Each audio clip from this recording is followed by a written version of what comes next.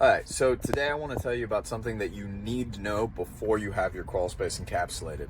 And I honestly kind of can't believe I'm making this video. I'm not even working today, I'm just getting rebar for my own house. I'm building my first house, and I got the wrong rebar for the vertical ties.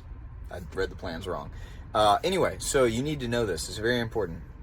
And I kind of can't believe I'm making this video because I would have thought that other crawl space companies would tell you. And I only just recently realized that some of them aren't telling their clients this, and you need to know.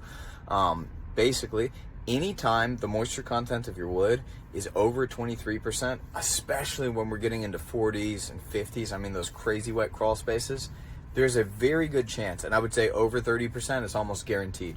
If you have hardwood floors, get ready to replace them.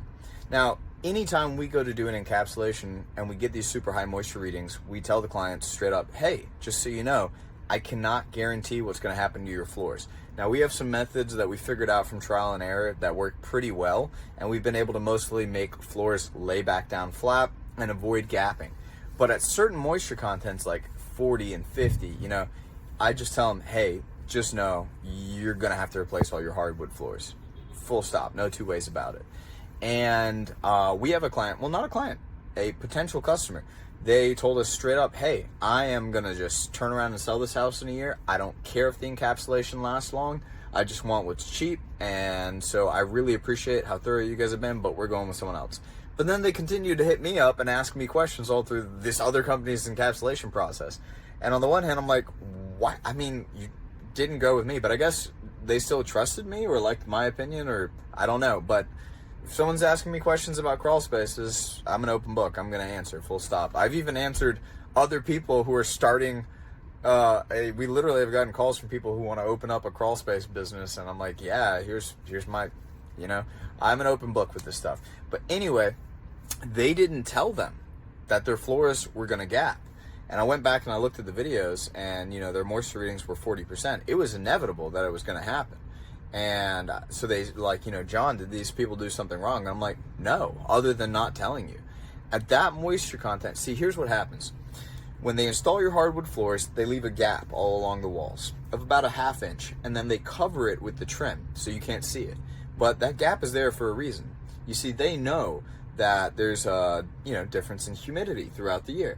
And so the moisture content of that wood is going to go up and down. And so it's going to shrink and expand a little bit seasonally. And they leave that gap there to accommodate that.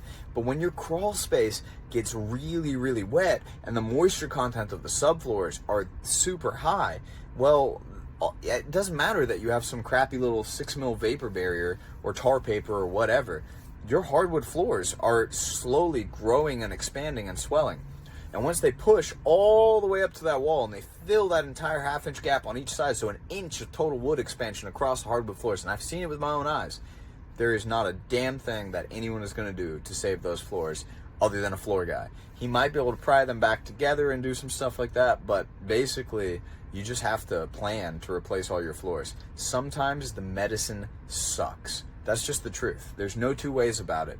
And it's unfortunate, but your crawl space company should tell you that. So from now on, PSA, know that anytime you're up over 23%, there's a chance your floors are going to move on you. If they know what they're doing, they can probably avoid that.